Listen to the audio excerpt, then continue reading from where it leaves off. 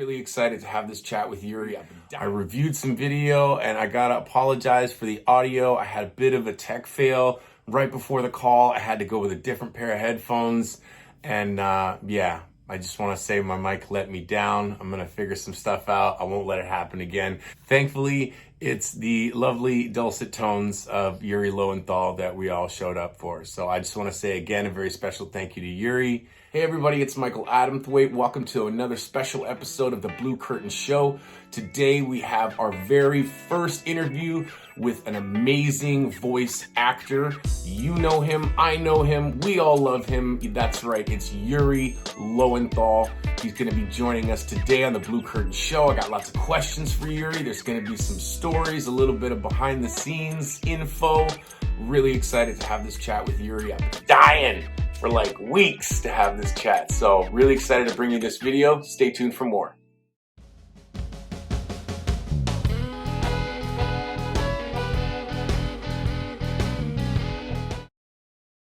Man, you look fantastic. You look fantastic. What the Oh, F? stop. You're I'm handsome. so glad to see your face. So glad to see your face, dude. It's Oh been my God. it's been a minute. It really is- has. Yeah, it has been a while, man. I just I can't believe you're here. I'm so grateful, dude. Thank you so much for taking the time to Of talk course. to me. Of course. Where's Aaron Douglas? Just Oh, joking. you know, I no. We'll do I it. We'll don't, do I it. don't. Yeah, I didn't actually send him an invite. I forgot. Oh man. Well, Yeah, you know. no. Oh well. no. Sorry, Aaron. We'll Sorry, Aaron. It'll be a great way to start a brand new beef every week.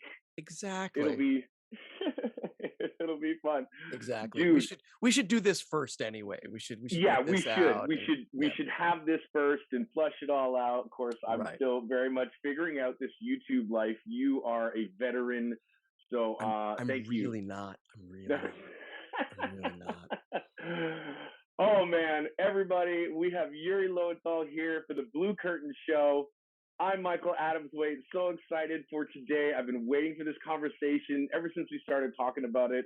First off, I got to start with two serious confessions that'll Hit me. spice up the episode right away. Number one, I still have my Christmas lights up. Number two, I purposely did not research anything about you all those years ago when we started working together. I have to get that out there, That's okay. because I have this thing where when I find out too much about a person, I can't talk, and then I'm like, hey, I get it. hi. I get it. And whereas I felt that way around you because all I knew was your character in the No. movie, and I just assumed you were, a lunatic. Which I later found out. As we got to know each other that it's completely true. But Yeah. but not the lunatic that sets himself on fire. Yeah. No. I'm serving the community with my lunacy, I think. Yes. Anyway. 100%. You're definitely serving my son who watches Ninjago like all the time, and that's Oh, all he wants to talk man. about right now.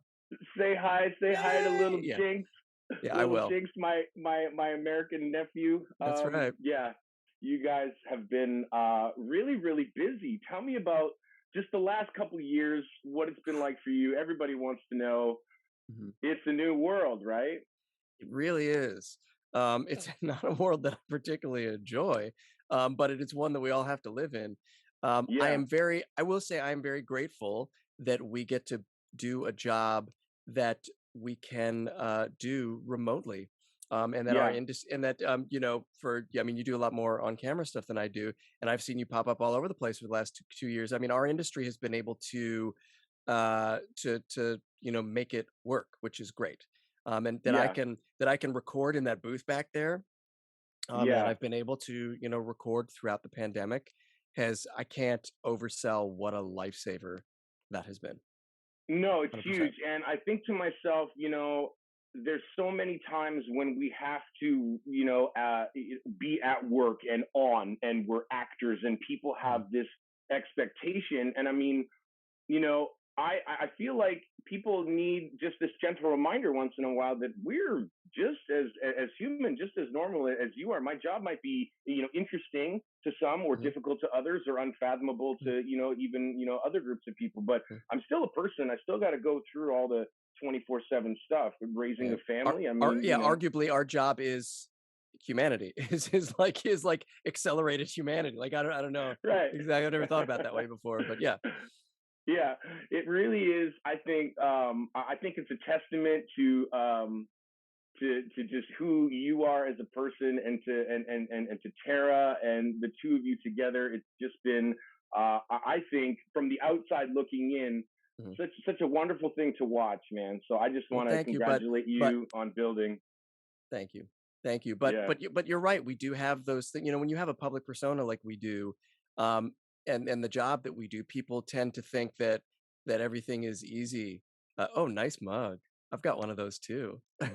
brought to you by PCB, my PCB, soon and hopeful future sponsor. right? Big shout Um, out to Keith Aram. right.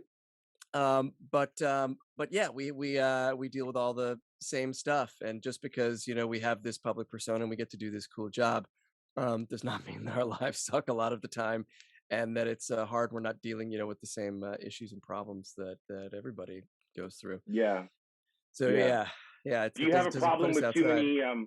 Do you have a problem with too many Spider-Man figurines? I, Is I, is, you see that in the background there? It's a is little that an shrine. active that problem? is Do we need to that is an talk active about this? problem.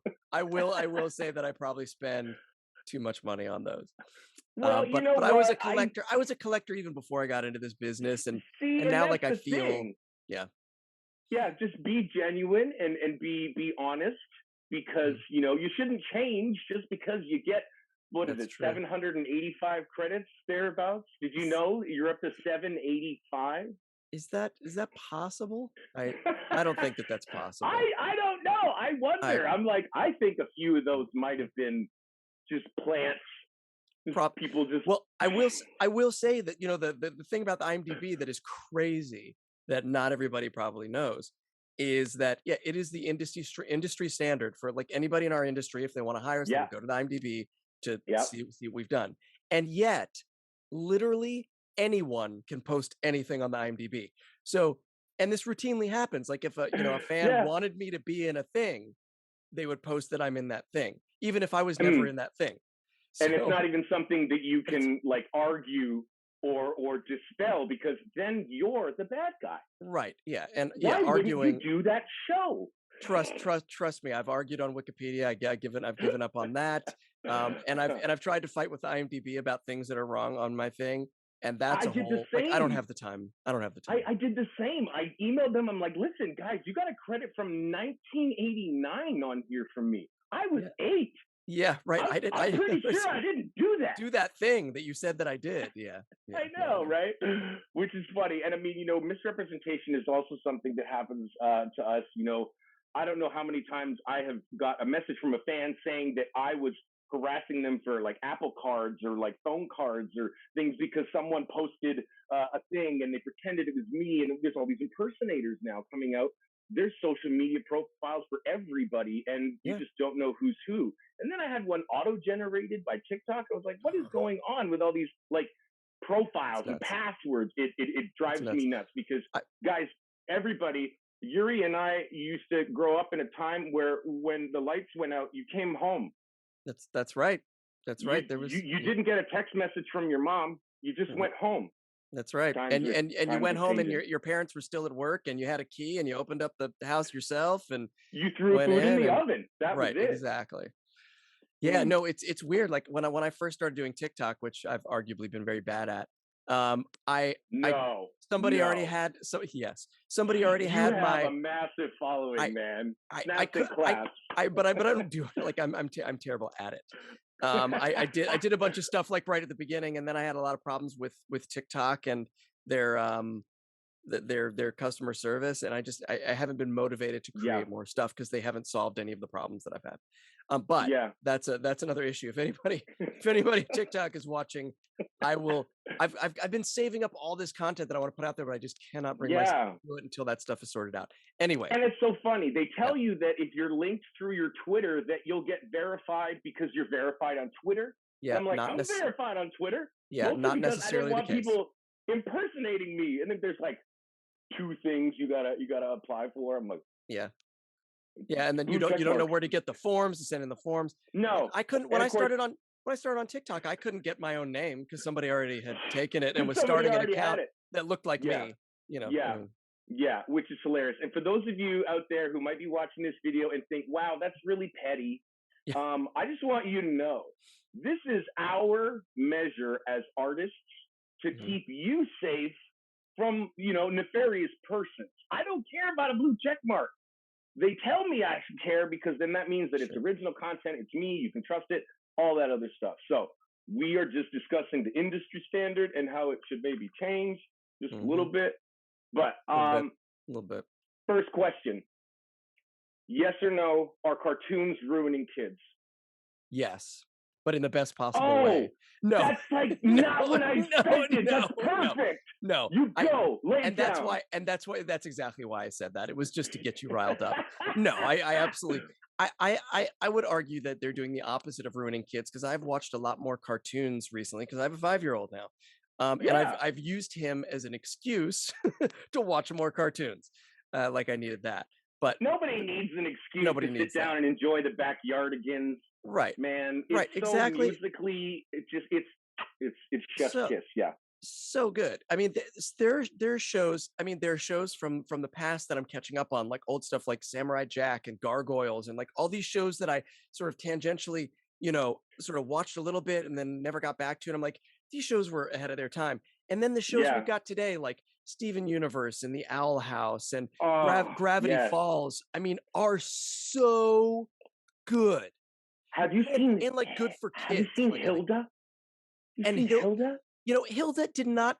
I did not connect with Hilda in the same way that I've connected with some of those, but the design on Mm, Hilda is mm, just is. yeah. Again, And I chef's haven't kiss. watched that new movie that came out, but Sagan loves Hilda, and Yes. I Yeah. love where Hilda is coming from for sure. But Mm. and there's so many good things out there. Ghost of Molly McGee, and like I mean, it's it's so good, and it's just so good. Like cartoons are so good, and so I think Is it if anything, cartoons are making kids better. is it better writing? Is it better animation? Is it better storytelling? Would you say it's more about the morals? Yes, it's all of that. It's you look at some old crappy, shows and they just didn't care. They were just trying to sell toys Snarf, and snarf. snarf, snarf. I'm La sorry. la I la love la la. I Yeah. love you, Thundercats, Oh, so good. dude. Um, but I like and it's representation and story. I mean, there's so many, like openly gay characters in like Disney Yeah. animation these days. Yeah. I would have said even 5 years ago, I'd go, well, they'll never go for that. Of And course, and I want to talk about representation. It's a yeah. really hot topic right now. How do Mhm. you respond to people out there from the white culture coming out and saying there's now so much representation that I'm not getting jobs? How do you respond to people that are saying that their jobs are going away in lieu of BIPOC performers?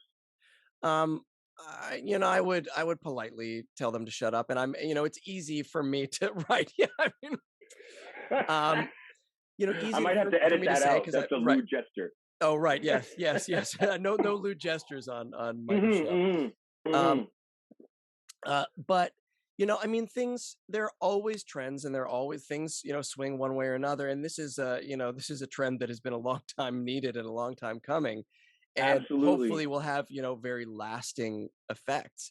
Um, yes, white performers might not be working as much, but guess what?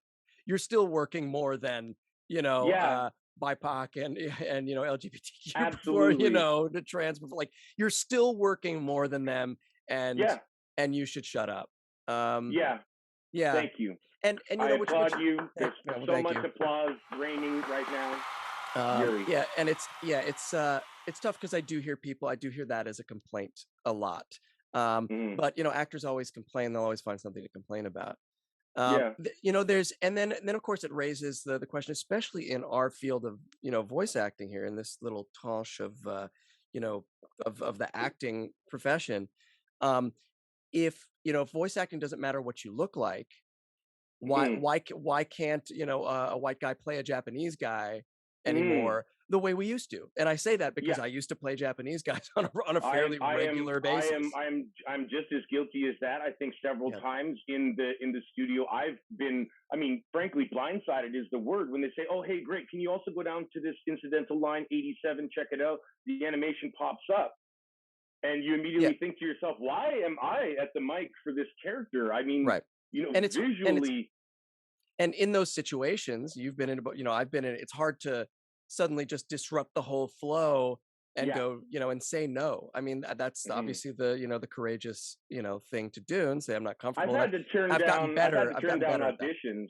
Yeah, Sure, I've had to turn down 100%. auditions. I mean, there was an audition I went for. I can think back very clearly on, and they handed me the sides at the audition, and of course you got to sign an NDA. You can't get the sides in Mhm. advance. They won't email them to you. There's no pictures. You get there, and they're like walking you into the room. They're like, "Okay, great. Here's your scripts. You got any questions?" And you flip to the second page, and Yeah, again, there's the artwork, and it's disparaging, but at the same time, it is a moment to stand up and say, you know what, I'm not going to read for this character. Is there anything yeah. else that you'd like me to read for today? Right, I and feel if like you there's need so me many to people. recommend and if you need me to refer talent that would be Yes, perfect for this, I would be exactly. happy to. I understand you're on a Yeah, deadline, but I yeah, don't feel comfortable, yeah.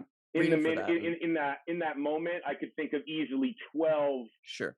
12 voice actors that would just kill Right, that and role, and and that's here's the why. thing, could I take a shot at it? Could I do it? Could I, potentially voice that character? Sure. Of But I course. think now is a time when, people who are more appropriate for that and who have gotten, honestly, the short shrift for so long should get a shot at that. Yeah, That's and that's I'm my gonna not keep everybody riding that agrees with me, horse. but yeah. I'm gonna keep riding that horse, and you're right. Not everyone does. It depends on who you ask. But I guess that's what free will is a little bit. We get to Sure. choose how we feel. I'm gonna ride that thought straight through to the biggest letdown. Can Yes. you think back? I know I've I've got my list of letdowns, but I I've everybody me has too. that. I've seen a lot of movies recently that I was really looking forward to that were letdowns. So this is tough. I'm flooded with letdowns recently, um, but I can think of so many. Like, why don't you how just about why don't how about specificity? I'll include okay. the word career. Biggest career letdown.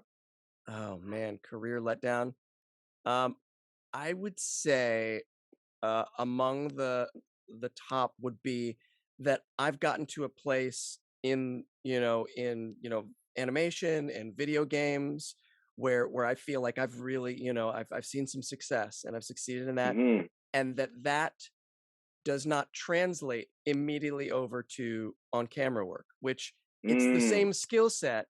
But here's the thing, an on camera casting director will go to my IMDb and see that mm, many credits and be like, why haven't I seen this person? Why haven't I worked with this person? This must be a bullshit thing, and it will yeah. actually act against me. Or they'll Wow. say, or they'll be like, oh well, this was just video games and animation, they're not a real actor. And these Uh, are people in the industry. Now I can understand if people, outside of the industry, they're like, I get that all the time. They're like, "You do all these video games and animation. Have you ever done any real acting?" And I'm just like oh, I I know what you mean. ow. You mean, have I been in movies or on TV? But yeah, it's exactly Ah, that. But it still feels like a my dagger in my heart. feelings. Yeah, Oh, I know. But I bastard. get that, from the outside. But even from the inside, it's a thing. And I'm like, um, and it's hard, because there is still that line drawn between those two things. And I mean, you and I Yeah. met on a movie. It's not like I don't do that stuff, but I certainly, like, in the voice acting world, I'm up here, and in the on camera Mm. world, I'm like out of frame down here. Like, I can't get arrested for some of the things that I would want to do. Well, I mean, nobody really wants to get arrested for being an Right, actor. right, that's true. Plenty of I actors get arrested, trust me. because I mean, they get Yeah, arrested, yeah. but I mean, like, imagine just for like a day if you had stuff on the books as real crimes and not performance. I've blown up planets, man. Right, They right. would come after me for blowing up planets, I It's true. think. It's Anyway, true. It's true. so let's talk about your first credit because everyone wants to know, how do I get my first job? What's that secret ingredient I need? What was Uh-huh. your secret ingredient? How did that affect your first job? I don't know that we'll ever know what the first what that secret ingredient was. And I'll Thanks, IMDb. and I'm gonna say right, and I'm gonna go between two sort of credits at the beginning. Um, one that it's not credited, but I was on a like one of my first voice acting roles that I booked was on for a CD-ROM that came like shrink wrapped to a bottle of like 7 Up, like a 2-liter bottle of 7 Up, and it was this like CD-ROM game that you play. And that was like my first, video game credit. Nice. That was never, and I don't know what got me So that like, gig, it was like but 8 I bit. will say this is a better answer. And I had been taking voice over classes, like voice acting classes, because when Tara and I came out here, to be movie stars and TV stars, um, Totally. we were looking for other jobs that we could do as actors besides waiting tables and being executive assistants and things like that, which we had done for many years. Um, and she said, "Well, but what about voice acting?" I'm like, "Well, I don't know anything about that." And so we took a class, and the teacher, Rick Zeef, who was a phenomenal actor and teacher, both, and who still does both, and who I still love greatly. We did his class, and he's the one we did our first demo with, and sort of taught us about voice acting versus what we had the world we had come from. And he got a job directing a Japanese anime dub for SD Gundam Force, which is like sort of like baby Gundams.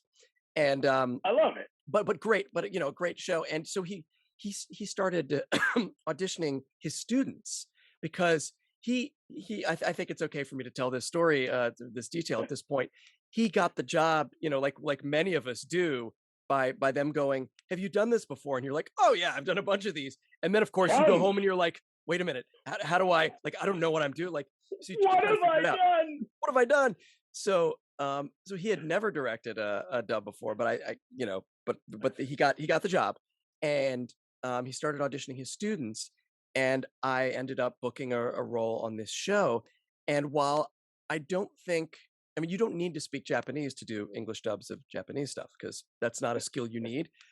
Because I do speak Japanese, maybe that was the extra little secret sauce that Mm. when they would play the Japanese first before we would try the English, I had a little more, knowledge, going into than the So read. you were a hired gun without really Right, being a right, hired gun. That's exactly. cool. Is and I think what that goes to show you is, people are like, well, what should I do to get into this business? And I would say besides just studying acting, because the people that I see have longevity in this business, it's not just you have cool voice, it's that you're a good actor.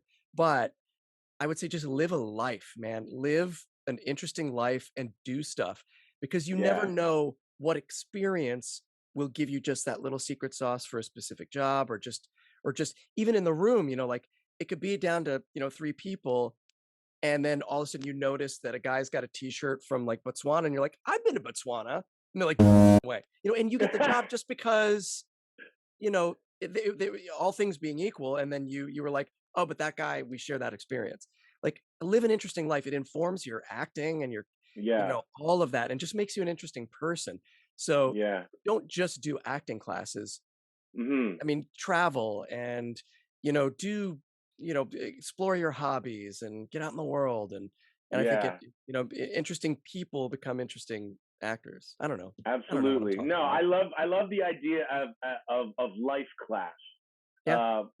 Because obviously, like you pointed out, so many people focus on the acting part of it without having a lot of the subtext and the nature that goes behind that energy. And really, what they're looking for at the end of the day is for us to take what is essentially on a big white page, a little bit of black ink, and they're like, blow it up into a whole universe. Like that Yeah. takes a lot. And if you Yeah. have more, I think, universe in you, then, Mm. you can go farther, Yeah. than some of your competitors, which by the way, I mean, living in Los Angeles, I mean, how is it dealing with not just like, hi, there's three people maybe auditioning for this role. There's like 3,000. Yeah. you know? And now especially in this, again, in this subsection of the business, now Mm. people from all over the world can send in auditions. So it's you're Yes. not just auditioning against the people in this city who are here to do the job. You're auditioning against everybody in the world, basically. Yeah. Me and you. So yeah, yeah, well you and I are up. I'm just here to take you down. Yes. Ow! I'm done. I'm done.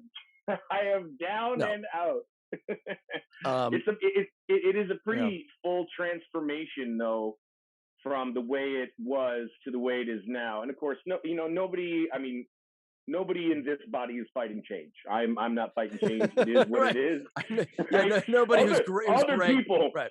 I am. I'm one of those people who sees this change as fashionable. Everything in voiceover is, I mean, voiceover is a fashionable industry. It's changed decade after decade after decade, generation after generation. And of course, where Right. it started, a lot Yeah. of old white guys in suits making the rules has Right. obviously become, the world that we see now. And I think it's great. Yep. I just wonder, is this transformation enough to sustain us as artists? The transformation of sort of where the business is headed, or Yeah. our own.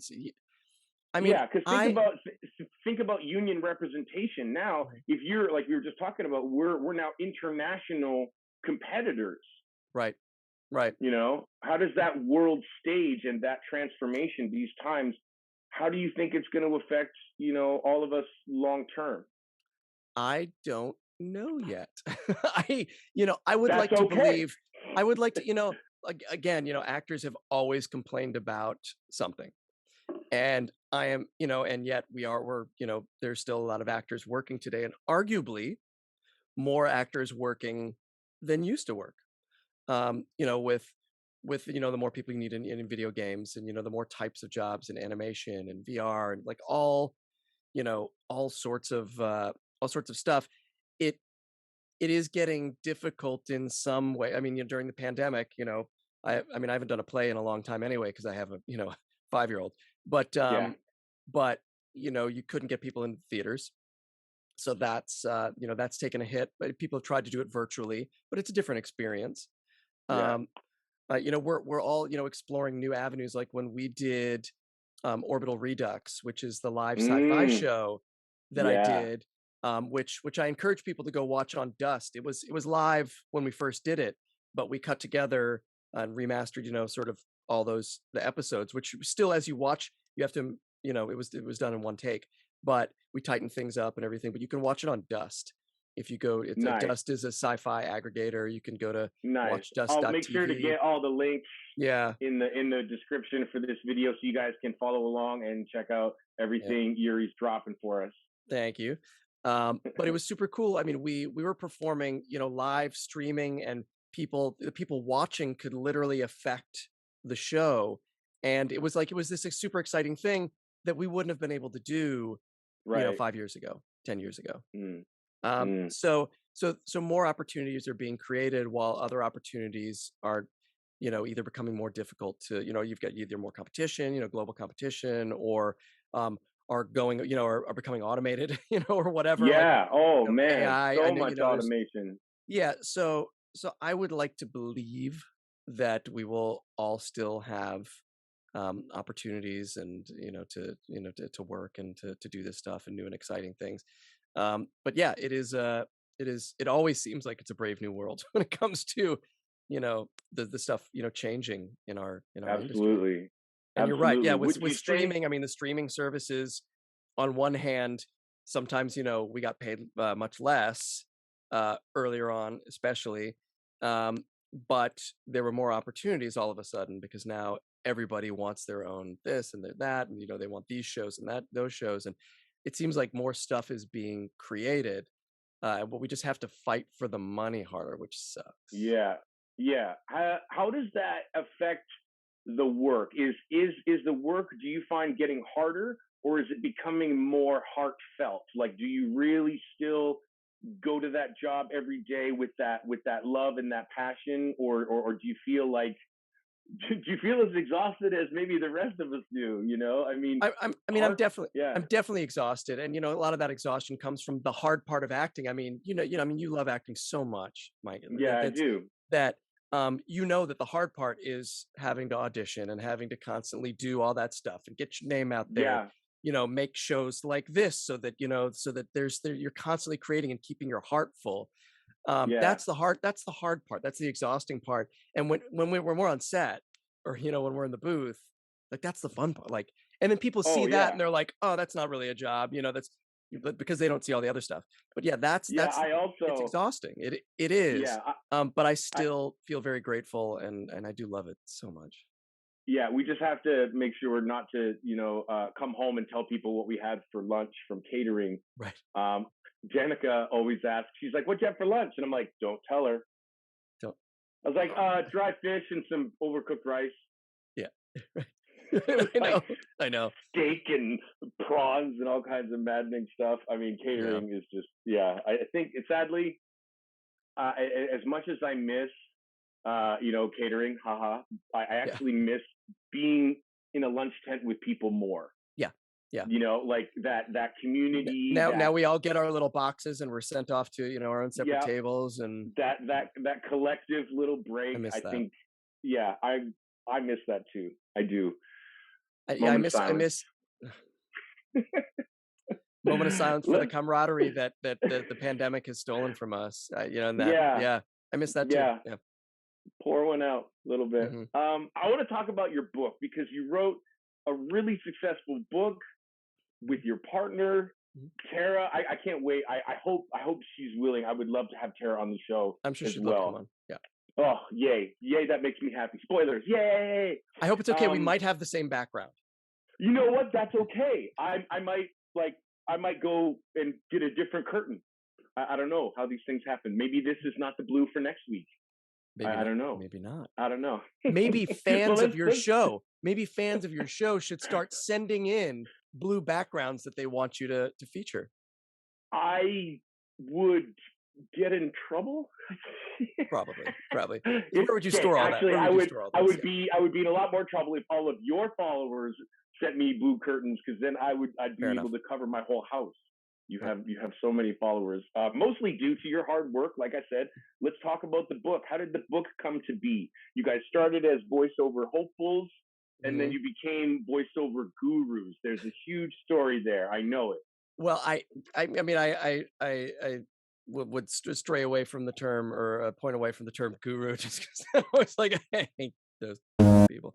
But um, because here's the thing, and I've said it about like advice, especially in this business, advice isn't worth anything, because the one thing that worked for one person is not almost categorically not going to work exactly the same way for another person. Hmm. Everybody, what if I found anything, it's everybody has their own twisted way into this business. Mm, And there's not like a, if I do this and I do this and I do this, this will be the outcome. there's And no direct I know line. and I know it's like that with life, but particularly in this business, it seems like there are certain fields where you're like, I go to school and I get this degree, and then I will, get this job. And I know that's increasingly not true for anything, Mm, but um, in this business for sure. But we'd started off, um, you know, with nothing, and then started working a lot, and people were increasingly getting in touch with us, saying, both friends who are actors, as well as fans, would get in touch saying, hey, I want to do that too. mm. What do you recommend? And we'd be like, this is some stuff that we did, or this is some stuff that we see seems to work, and looking around us. And so we would type that up every time, to when people would ask. And then after a while, we were like, those requests became more and more, and friends were like, hey, can I take you out for coffee, which at first was awesome, or lunch or whatever. And Free then coffee? I was like, I'm Yeah. sorry, I don't have, I would love to, but I don't have time. um and so Tara said, well, what if we keep writing all this stuff down, and each time, like, what if we had it all written down, Yeah. and we could just, not to be like, I don't have time for you, but like, hey, here's all the stuff that you want, and you don't have to pay for lunch, and you don't have to, Yeah. and we don't have to schedule it. You can have it right away. And So that really, you wrote a book because you were getting fat. Right, exactly. Yes. Yes. I didn't want to I be was fat getting anymore. fat. My sugar levels were through the roof.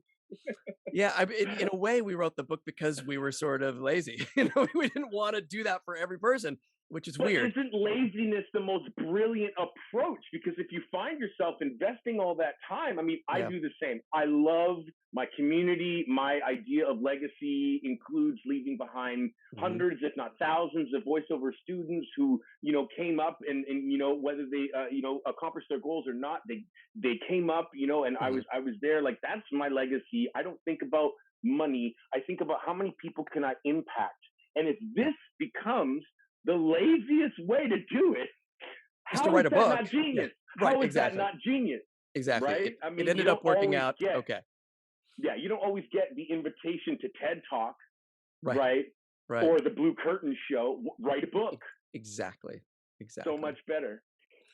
And so that's what happened. So we wrote it all down. We wrote it. We read a book about self-publishing, and we published the book. And people were like, "Yes, this is what I wanted to know." And it's written in a very informal, sort of like you're hanging out and having coffee with a style.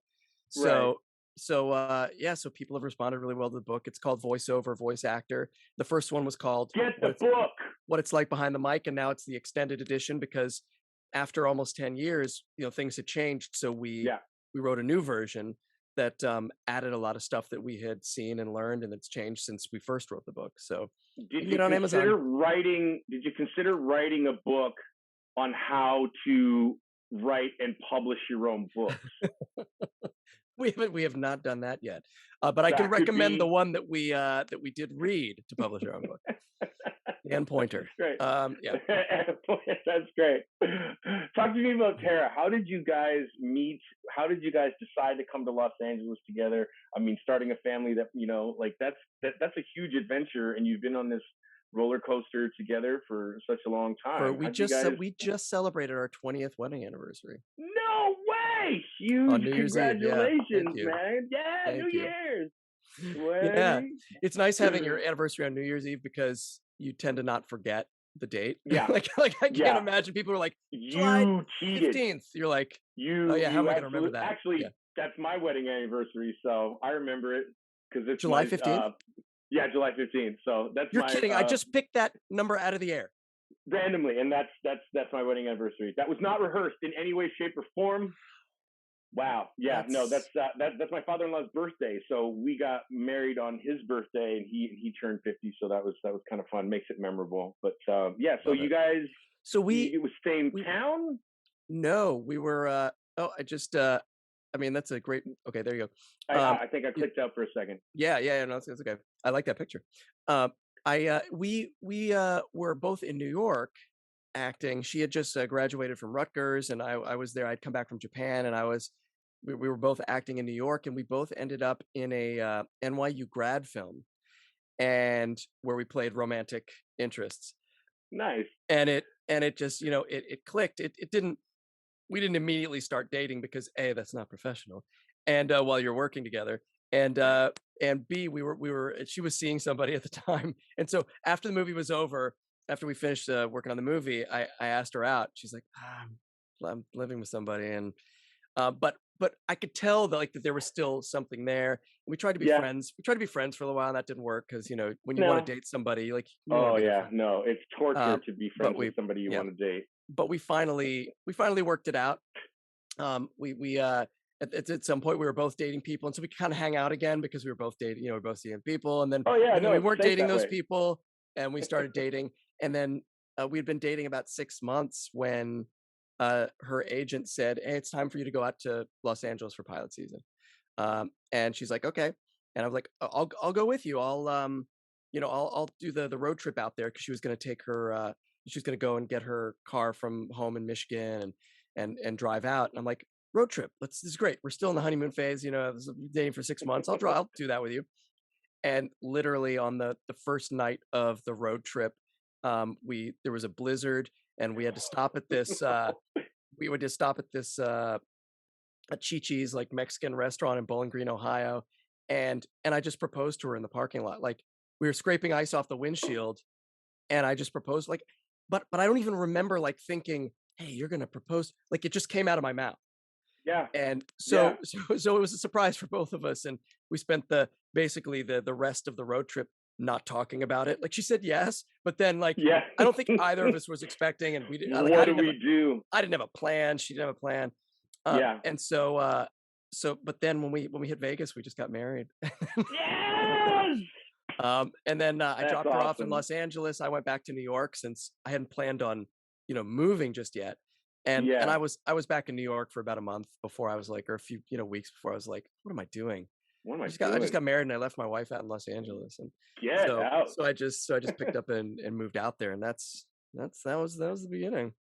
That's awesome, man. I Mhm. smile at that because I love the total spontaneity of your proposal. I've told people my proposal story to, about how I proposed to Danica, which basically boils down to, "Woman, you want to marry me or what?" And a lot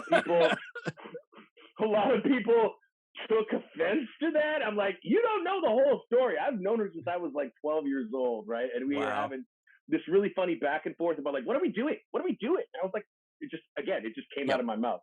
Yeah. So Phoenix incident.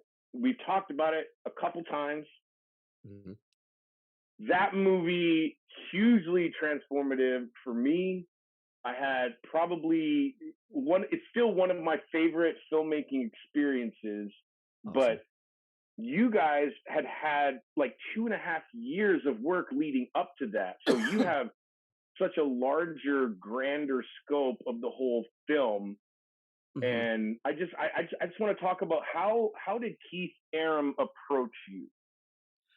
I mean, I think he approached us, when I say us, as a group, me and Liam and Troy and Travis. Um, I think he approached us because he had worked with us for so long in the video game sphere, in the Yeah. animation sphere, that there was already sort of a rapport. He knew us really well. He knew us together, and I think he Mm, felt comfortable, especially this, being his first big directing gig. Um, that he would be able to count on us to, to be there with him and for him and to trust him. So I think that's how that came up. And I think it was, first like little forays. He's like, I had an idea for this thing, but I just want to shoot some stuff just to see what it looks like and how it comes together and see. And so we went out in the desert, and did a bunch of improv, and some of which made it into the final film years later. yeah. Um, but it was definitely a process, and it was his first too. So, getting something that big off the ground and together just takes time. I mean, you know that. Hmm. Um, Hmm. but it was definitely a process. And then I don't remember. I mean, how did he find you? Because we all watched the first tapes that you sent in, and we were like, "Holy shit!" Um, but like, I forget, and I'm sure Keith must have told me, but it was so long ago. Like, Mm.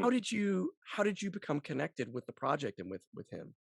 Well, it's funny because I was auditioning in Vancouver, and of course Keith was here auditioning for a video game for Ubisoft, which I mean, sadly, I think it got shelved. I don't know if it ever saw the light of day, but he Happens came all the in. time. Yep. Yeah, it happens all the time. That might be news to some people.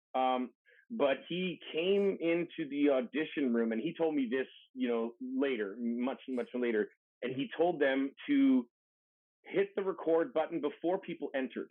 And I hope I'm not giving anything away about his Mm, casting tactics, but yeah. you were on camera the moment you came in, and Interesting. he was just trying to get to know people and trying to get a sense of who they were and everything. And I came in, and I remember out of the corner of my eye, because I didn't look at him, I remember seeing out of the corner of my eye he was leaning on the table, and he saw me walk in, and he uncrossed his arms, and he kind of sat back in his chair, and he Mm, just got really, really kind of small a little bit. And I was like, oh, mm. I think I got him. Right, right. It's working. I just walked in. I'm like, it's working. It's good. And then I auditioned. It was a very, very violent scene. It was Mm, very, all the trigger feels, but yep, bad guy stuff. Man, I mean, yep. like that's probably what I've been doing.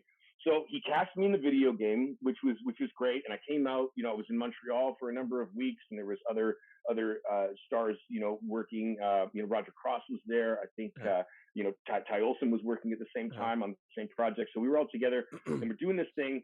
And then he approaches me in the break room, and he says, I think I have a film for you. maybe we could talk about it.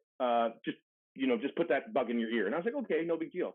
And then later that night, we went, back to our, prospective rooms in our hotel. And of course, the Wi-Fi was terrible. So we went down to the lobby to connect with family. And there's Keith, and we're doing our thing. And we ended up talking for 4 hours. It was like 11:30, almost midnight. The first time I met Keith was exactly the same thing. And see, I knew it. Yeah, I knew it right away. I'm like, this guy's a kindred spirit, I think. So he basically pitched me the movie idea. He pitched me the character idea, and then said, I don't know what kind of power and control I'm going to have with this. It's my first project, but if I can get you to this stage and sell you to everyone else, then we'll be unstoppable. And I was like, wow, I'm going to remember that forever. So yeah, I came on to scare people. And you did. I'll never, but also same here. I'll never be able to thank Keith enough for going to the mat for the four of us and you, ultimately as well. As like I said, it's hard. People are like, yeah, but I don't know them from anything, or have what thing have I, even if it's been video games, whatever. And he, we were essentially, untested unknowns for the money people anyway. Yeah, and I mean, like you said earlier, sometimes too much credit in a film that was formatted like Phoenix Incident. Mm-hmm. It's almost bad to have recognizable people. I mean, there were some recognizable actors in that film, but they were shrouded. Yeah, literally, some of them were like literally right. Brian Bloom was literally shrouded. Yeah. I think it was a great. I think it was a great experience. I think it was wonderful. If you haven't had an opportunity, go check it out. The Phoenix Incident, starring Yuri Lowenthal and little Michael Adams Waite.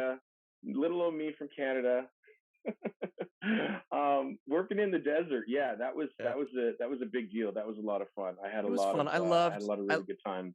Yeah, I loved working on that. I loved being out there with all of you guys, and I loved once you get used to shooting nights, I mean, it's always in the beginning, and the older I get, I just did a movie recently, and it was except for one day, it was all nights, and I'm like, oh god, I'm getting too old for this shit. But glow in the dark scorpions. That was 5 words. That was crazy. We were issued scorpion lights on that film. If you don't know, a black light. Do you know scorpions? Fun fact: scorpions show up. They glow in a black light. And that goes to show you that we were issued scorpion lights because there were so many goddamn scorpions in the desert at night. And the tiny ones, people don't think this, but the big ones, who cares about the big ones? Yeah, it's the little ones. Yeah, they're full of poison. Yeah, and they haven't learned how to not just shove all the poison in you. So when they sting you, they're just like, ah! They give you all the poison. Like a big one's like, hold back. Yeah. Big one's like, I'm coming and they fit you. right, and they fit in your shoes really easier. So, yeah. Oh man, no open-toed sandals in the desert for me ever. No. And then there was that scene where I was completely naked wandering down down the thing in the desert, which ended up not being used. But yeah, I was gonna say I can't remember if that made it in the cut. Similar to the scene where I was freaking out Liam in the car. Y'all were off in one of the alternate timelines. What was it where you put your head through the window? I put my head through the window. I cut my ear on some candy glass, which was kind of cool. I thought, I'm like, did someone play a trick on me? Is that real glass? I don't know. But yeah. Anyway, I feel like a lot of the BTS on that movie. You could make a whole other movie from. It was gold. You could do a whole nother movie about making an alien movie from that footage. It's hugely impactful to know. Also, our aliens were done by the animators from Game of Thrones. It's just crazy. I thought that was pretty badass. Yeah. Who coincidentally the guy, the lead animator, I think his name was George Lucas. Not that George Lucas. But his name was George Lucas, which has to be hard for him. George Lucas. Oh my God, you just totally. I remind so many jokes. Yep. We had so many jokes. God, and all the drone, early on in the drone thing, and the explosions, like literally all the camera. the camera at one point, I think in some of the BTS footage, was kind of doing one of these like pan overs, and we were standing by the monitors, Yeah. and it panned over, and George realized he was on camera, and he was just like kind of just open mouth and like turned away, and I was like, proof positive, it's not George Lucas. Yep. Yep. George would never shy away from the camera. Oh my God. Dude, wrapping this up, I just want to take one opportunity to give you the mic just to feed the world your lovely, wonderful, warm advice. If you are starting your voiceover journey now, this is for you. Yuri, advice, take it away. If I could say some things, I would say concentrate on the acting. And no matter where you are in your life, there'll be a place of whether you're in school and you can take classes, or there's workshops, improv workshops, local theater. Just try your hand at acting, because one of the things that I think is important is you have to fall in love with the acting, and just you have to fall in love with it, because there are going to be so many times when you're not getting paid to do it, and something has to keep you going besides Mm-hmm. your drive to get paid. And if you're not in love with it, then I would recommend finding something else to do that you are in love with. So really do as much acting as you can to see if that's something that you love. As far as the voice part of it, read aloud every day. It seems simple and like a stupid thing to say, like, I know how to read. No. It is so much of what we do is we're handed a script that we've never seen before, and on a job, and we have to pick it up and pretend like we've been studying it for hours, and we have to be able to easily parse things and bring it to life off. And the more you just sort of pick up things and read them aloud, the more you hear your voice and feel your voice and try out different things. That's something anybody could do easily every day. And these days, I would say create your own content. Um, Make your own shows, do your own podcasts, make stupid movies with your friends. Do puppet shows where you're doing all the voices, like whatever, and put it on YouTube. Like, even if Yeah. nobody sees it, it fills your heart, and it keeps you going. And usually those things, you'll collaborate with other people, and you'll find the type of people you like to work with, and the people you like to work Mm-hmm. with again and again and again. And that's something, again, that nowadays, with your phone, like anybody, you can do that. Yeah. Microphones and laptops, and you can record all that stuff. You can create your animation. You can do Lego stop motion animation. You can do your own, Ninjago fan films. There's a Um, couple of them yeah, out there. yeah, I bet there are. Oh, here's a fun little. I meant to bring this up. Very early on, I also did voices for, or two things. I did voices for two Ninjago things. One was really early on. Another one of those either like CD-ROMs or things that play in a store, like for Ninjago. Yeah. So early on, I did one of those, and then also I was working with a loop group that was trying to help with an animatic for the Ninjago movie, and we filled in a bunch of voices and stuff like that, and then finally they're like, no, we our guys in Canada are the best. Like, we've already got this locked down, guys. Um, Oh. but so, I mean, it's such a weird business. But make your own stuff, read aloud every day, Yeah. fall in love with acting, find Yeah. find your family, find your people. I mean, one of the things we talked about this, earlier, like one of the most fun that we have doing this stuff is, the people that we get to hang out with and collaborate with. Yeah. So, start to find those people. And sometimes I've worked on terrible, terrible jobs, but I've come away with a relationship Yes. that I've kept, that has fueled me, forever. And then, Amazing. you can always read our book that we were talking about. Also, D. Bradley Baker, phenomenal voice actor, has Yeah. a website called iwanttobeavoiceactor.com. It's all one word. Love it. iwanttobeavoiceactor.com. So much info, and he is so smart and so gracious and so talented.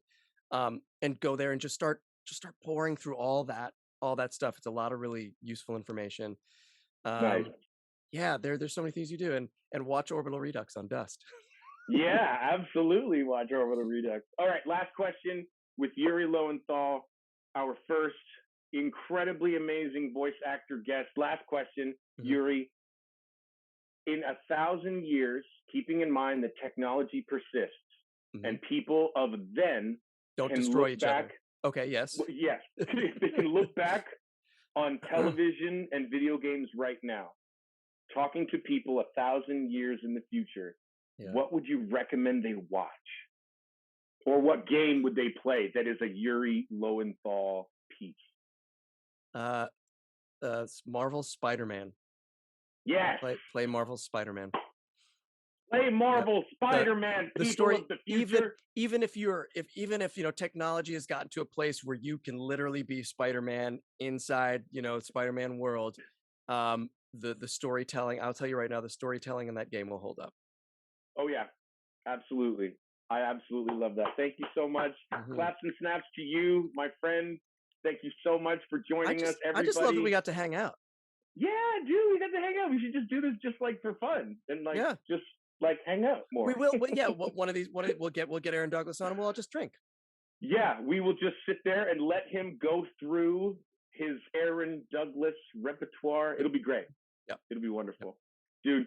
I love you so much. Thank you for joining. I'm going to go ahead and end the call and finish the video again. Okay. You guys have been watching the Blue Curtain Show. I'm Michael Adamthwaite. He's Yuri Lowenthal.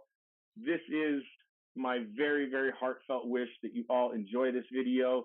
Hopefully learn something, take something away. I'm going to have to bleep out a few F-bombs, but you know what? It's the grit. That's life. It's the grit that matters. You can bleep our words, but you can't bleep our hearts. Yes, it's the heart work, not the hard work. Don't forget, everybody, voice is a choice. Well done. Hey, everybody, welcome back to our conclusion of this awesome episode. I had a great time talking to Yuri. I reviewed some video, and I gotta apologize for the audio. I had a bit of a tech fail right before the call. I had to go with a different pair of headphones, and I just want to say my mic let me down. I'm going to figure some stuff out. I won't let it happen again.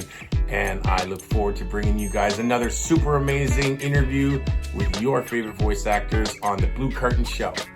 Have a great day, everybody. Take care.